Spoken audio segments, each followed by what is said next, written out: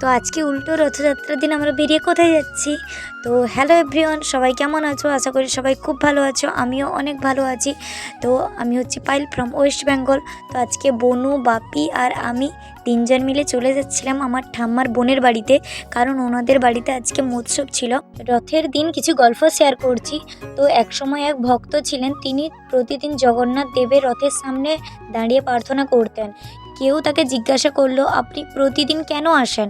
তো ভক্তটি হাসি মুখে উত্তর দিলেন, আমি কিছু চাইতে আসি না, শুধু মনে করে দিতে আসি যে ঈশ্বরের পথে চললেই জীবনের সঠিক পথ খুঁজে পাওয়া যায়।